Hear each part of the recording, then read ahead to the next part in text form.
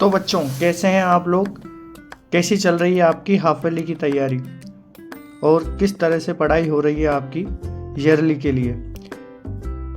आपकी पढ़ाई को और अधिक मजबूत बनाने के लिए मैं आपके लिए लेकर आया हूँ एसिड बेस और सोल्ट, अम्ल क्षार और लवण चैप्टर के PYQ।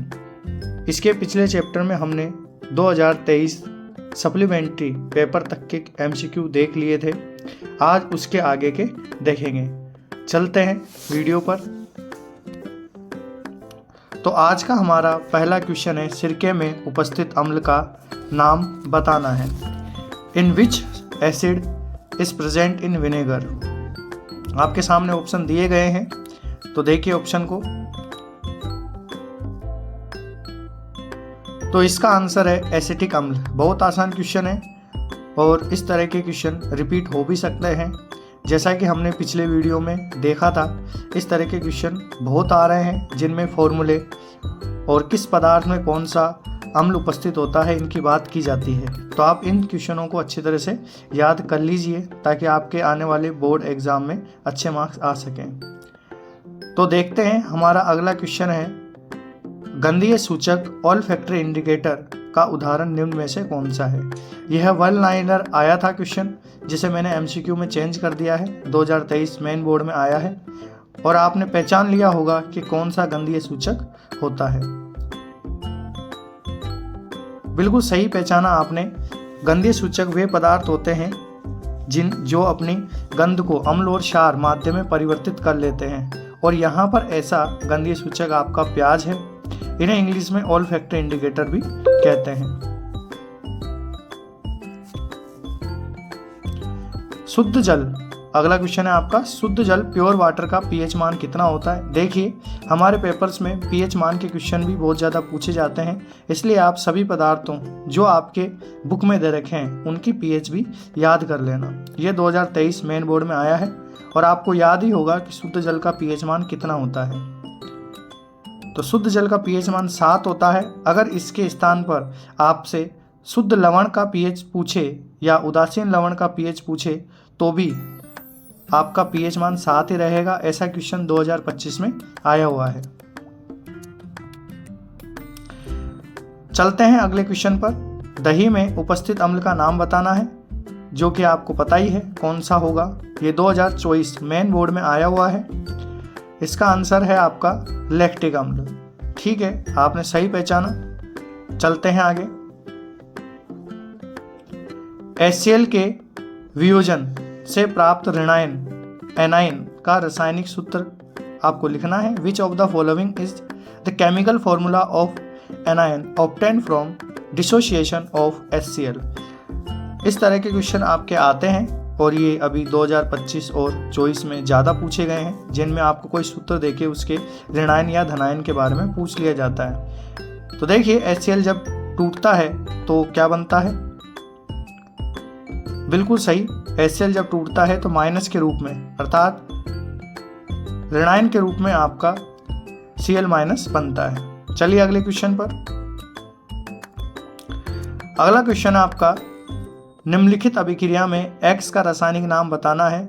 ये भी बहुत आम क्वेश्चन हो गए हैं जो बार बार पूछे जाते हैं। आपको अभिक्रिया दे दी जाती है, उसमें किसी यौगिक को गायब कर दिया जाता है। ऐसे क्वेश्चन आपके पहले, दूसरे, तीसरे और चौथे चैप्टर से पूछे जा सकते हैं। अभिक्रियाओं से संबंधित क्वेश्चन पूछे जाते हैं, इसलिए आप अभिक्रियाओं को लिख लिख के याद करिए ताकि आपको पेपर तक याद रहे। तो यहाँ पर देखते हैं हमारा आंसर क्या होगा। Na2CO3 प्लस 2HCl और यहाँ पर X पूछा गया है, तो यहाँ पर X क्या बनेगा? तो यहाँ पर आपका X बनेगा सोडियम क्लोराइड, जो कि एक साधारण नमक है। यह अभिक्रिया बेकिंग सोडा को गर्म करने पर होने वाली अभिक्रिया है। मिलते हैं, देखते हैं अगले क्वेश्चन। अगला क्वेश्चन है आपका, प्लास्टर ऑफ पेरिस का रासायनिक सूत्र आपको बताना है। ऐसा ही क्वेश्चन हमने पिछले वीडियो में भी देखा था, बिल्कुल सेम यही क्वेश्चन था। तो ये 2024 में फिर से रिपीट हुआ है। तो मैं आपको फिर कह रहा हूँ, आपको सभी फॉर्मूले जो इस चैप्टर में आए हैं वो याद कर लेने हैं, और अगर कोई शॉर्ट ट्रिक आपको चाहिए तो आप कमेंट में बता सकते हैं, जिससे मैं आपके लिए फॉर्मूले से संबंधित शॉर्ट ट्रिक ला सकता हूँ। तो बिल्कुल आपने सही सोचा, CaOSO4 हाफ H2O आपका POP का फॉर्मूला होता है। अगला क्वेश्चन है आपका बेकिंग सोडा का रासायनिक नाम बताना है, जो हमारे कल के पिछले वीडियो में पहला क्वेश्चन था। ठीक है, ये वही क्वेश्चन है। तो बेकिंग सोडा का रासायनिक नाम बताना है, जो कि आपको पता ही है क्या होगा। बेकिंग सोडा का रासायनिक नाम सोडियम बाइकार्बोनेट, जिसे सोडियम हाइड्रोजन कार्बोनेट भी कहते हैं, होगा। देखते हैं अगला क्वेश्चन। इमली में उपस्थित अम्ल का नाम बताना है। विच acid is present in terminate. यहाँ पर आपके ऑप्शन सिट्रिक अम्ल, टार्ट्रिक अम्ल, लैक्टिक अम्ल और एसिटिक अम्ल दे रखा है। देखते हैं इसका सही आंसर क्या होगा। तो इसका सही आंसर है टार्ट्रिक अम्ल। और आपको सभी पदार्थों में पाए जाने वाले अम्लों को याद करना है, जो कि आपकी बुक में दे रखे हैं। आपकी बुक में वो एक टेबल या सारणी के रूप में दे रखे हैं, तो उन्हें याद कर लीजिएगा। इनके क्वेश्चन बहुत ज़्यादा छोटे प्रश्नों के रूप में पूछे जाते हैं। ठीक है, अगला क्वेश्चन देखते हैं।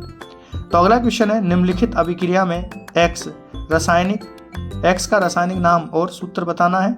वैसी ही अभिक्रिया है और यह अभिक्रिया भी सोडियम हाइड्रोजन कार्बोनेट अर्थात बेकिंग सोडा को गर्म करने पे होने वाली है।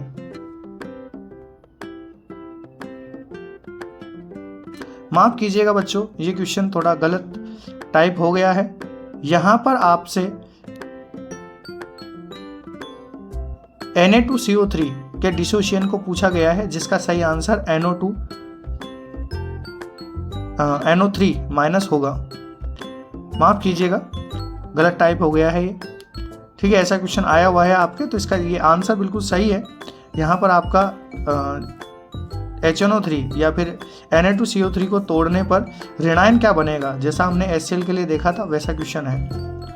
देखते हैं अगला क्वेश्चन। तो अगला क्वेश्चन है आपका निम्नलिखित अभिक्रिया में यौगिक X का रासायनिक नाम आपको बताना है। तो यहाँ आपका रासायनिक नाम सोडियम क्लोराइड होगा। देखते हैं अगला क्वेश्चन। यहां से आपके ठीक क्वेश्चन है दांतों के इनेमल में उपस्थित पदार्थ का रासायनिक नाम क्या होगा। What is the chemical name of substance present in tooth enamel. ये परत दांतों के ऊपर सुरक्षात्मक रूप से पाई जाती है। तो देखते हैं इसका रासायनिक नाम क्या होगा। यह आपके 2024 के सप्लीमेंट्री में पूछा गया है।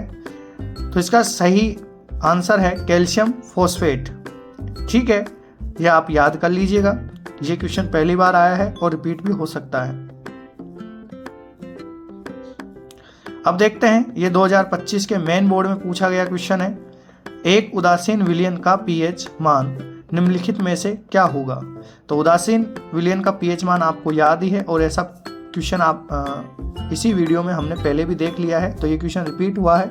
तो इसलिए आपको पुराने पेपर्स के क्वेश्चन भी पढ़ने जरूरी होते हैं, क्योंकि बहुत सारे क्वेश्चन वापस से रिपीट हो जाते हैं या फिर क्वेश्चन थोड़ा अलग चेंज होकर आ जाता है और आंसर वही रहता है। ठीक है, आपने बिल्कुल सही पहचाना कि इसका जो उदासीन विलयन है उसकी पीएच आपकी 7 होगी। अगर आपको एक्सप्लेनेशन पढ़नी है तो आप वीडियो को रोककर एक्सप्लेनेशन भी पढ़ सकते हैं। तो अगला क्वेश्चन है जो कि 2025 के सप्लीमेंट्री में आया है।